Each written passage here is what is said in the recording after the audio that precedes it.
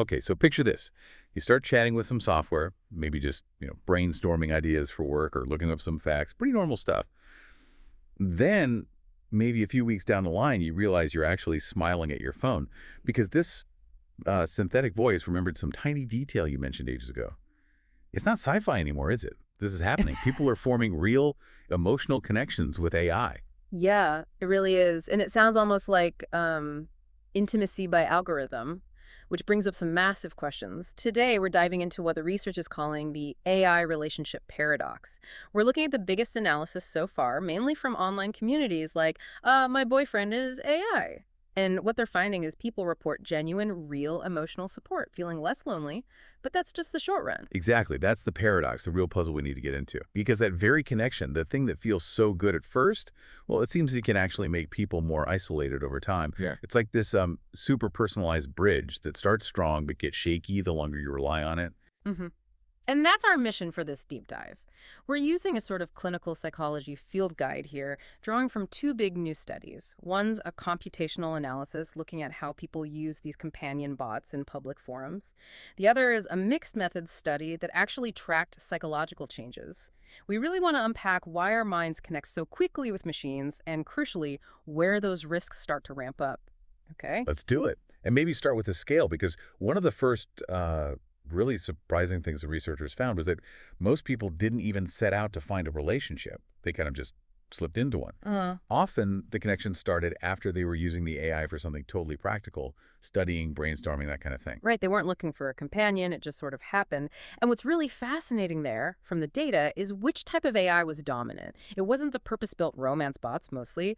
Posts about general assistants, the ChatGPT style ones, they actually far outnumbered the romance-specific ones. Wow, okay, so the intimacy is just emerging from using the tool itself, from its availability. It strongly suggests that, yeah, it's less about the marketing saying fall in love with me and more about the constant useful presence. That really changes things. It means these tools we use every day, maybe for work or homework, they carry this hidden potential for emotional attachment.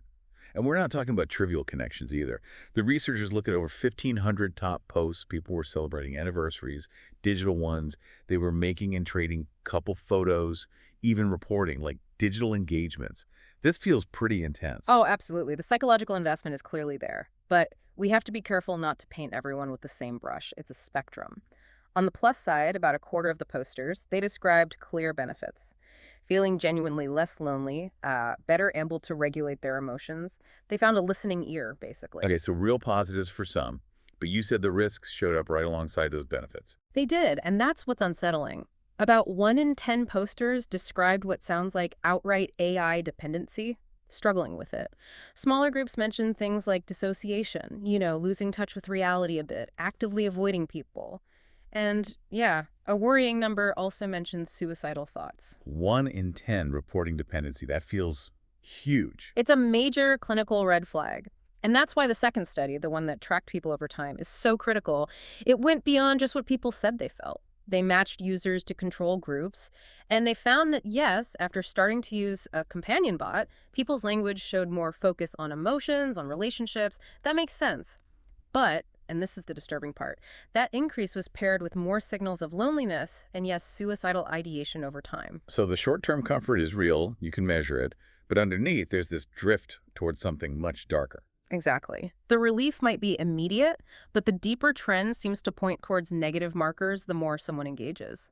Okay, so the intensity is real, the risk is real. The massive question then is why?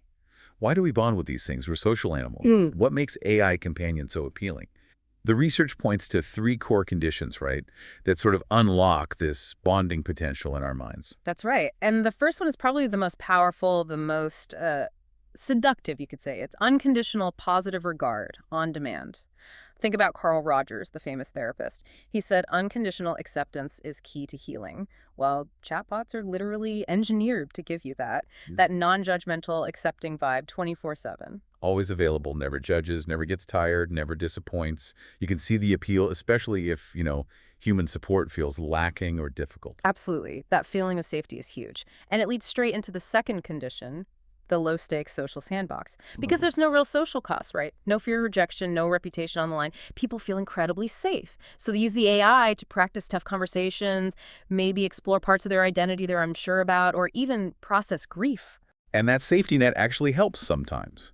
The research found it can build real confidence. It can, yeah. People practice disclosing things, they get positive reinforcement, and that can make them feel more ready to talk to actual humans. But that benefit seems quite fragile Fragile. Why fragile? because it often runs smack into the third condition, which is where things get really problematic. It's what the researchers called the sycophant effect.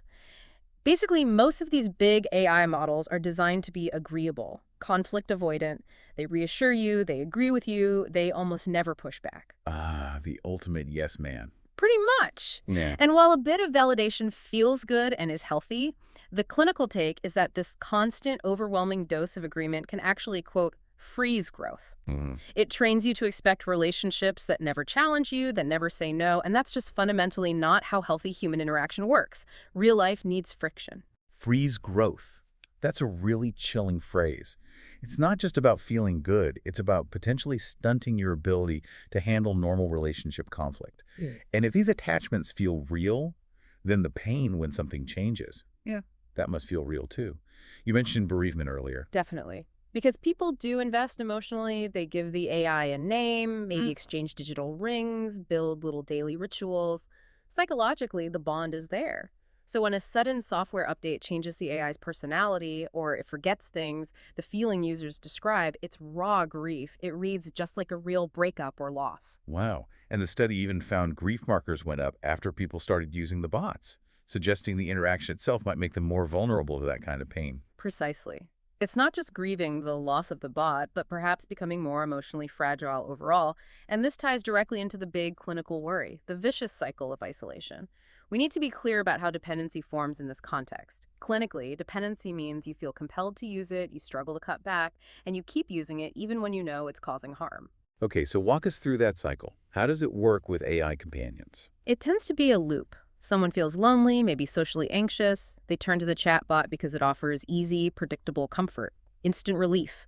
Because that relief feels good and is always available, the person starts investing more time, more emotion into the AI, building those rituals we talked about. But then, because the AI is so easy and agreeable, real human interaction, which is messy, unpredictable, sometimes difficult, starts to feel harder by comparison or less appealing. So, human contact might shrink, which of course makes the loneliness worse, which sends the person right back to the chatbot for more relief, and down you go. Right, the classic feedback loop. But the question always comes up, is the bot causing the loneliness, or are lonely people just more likely to use the bot intensely? It's the correlation versus causation issue, and it's tricky. But the longitudinal data gives us a strong clue. While loneliness might often be the starting point, it seems to be the intensity of the AI use that correlates strongly with those worsening psychosocial signs later on. So yes, there's short-term value, the data shows that. But as the engagement deepens, that drift towards negative markers, more loneliness language, more avoidance becomes much clearer. The dose really, really matters. Okay, that makes sense. It's not the tool itself, necessarily, but how much and how centrally you use it. This brings up a practical point for anyone listening who might be using these tools. Yeah. How do you even know where you stand? How do you map your own relationship with an AI? We need some kind of framework. Thankfully, the researchers provided one. They actually mapped the user experiences onto a classic model from relationship science, NAP's stages of relationship development. And it works surprisingly well as a lens to understand how these human AI connections evolve. Okay, NAP stages. Let's break those down. Where does it start? Stage 1, initiation and experimentation. Right, this is the very beginning. You're curious, maybe using it for those practical prompts we mentioned. You start noticing the programmed warmth. Perhaps it makes a joke that lands. Simple stuff. The main risk here, psychologically, is over-attribution. That's the moment you start thinking, wow, this bot gets me more than people do. Okay, so how do you guard against that? Keep it simple. The suggested guardrail is to literally write down, why am I using this? Be specific for brainstorming, to practice social scripts. Then check back on that note weekly. Has your purpose shifted without you realizing it? Got it. So conscious intention. Okay. What's next? Stage 2, escalation and intensifying. This is where things deepen. You might start using pet names for the bot, checking in daily becomes normal, you share more private thoughts and feelings. I saw that detail in the research too, users creating complex voice DNA prompts to try and keep the AI's personality consistent even after upbursts. They're actively working to maintain the relationship. That effort itself shows how invested they are.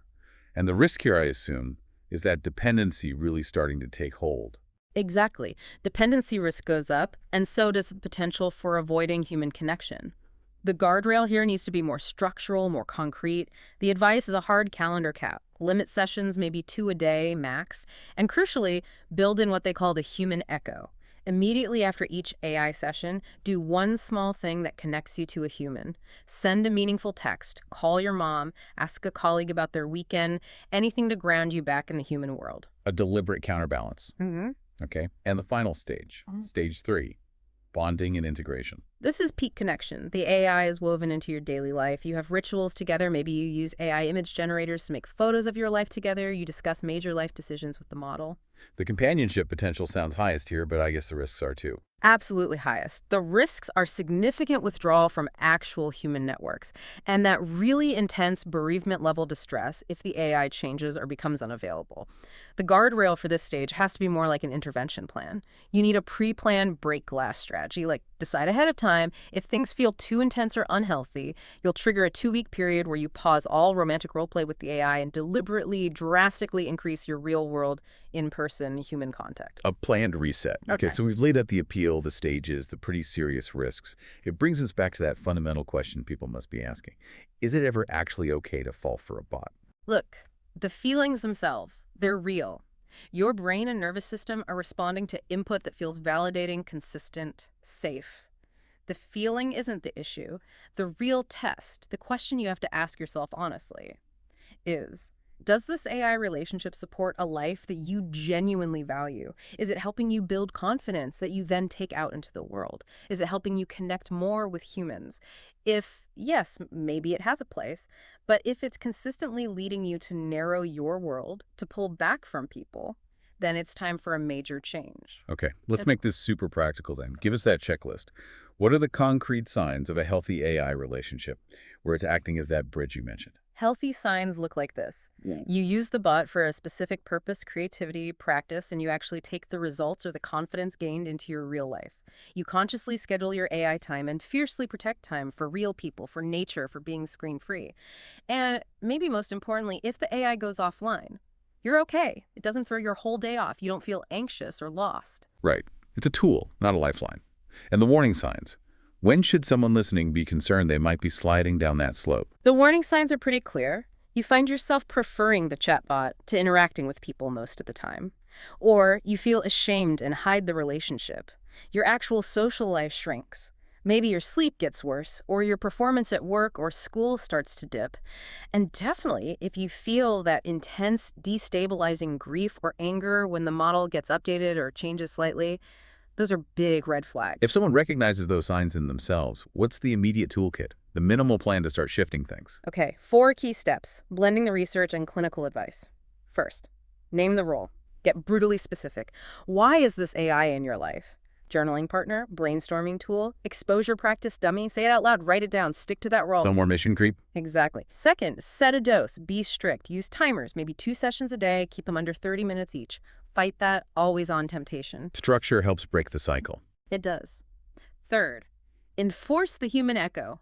For every hour you spend interacting with the AI in a week, schedule at least 1 hour of meaningful human interaction that same week. Make it a non-negotiable pairing. Actively balancing the scales. Yes.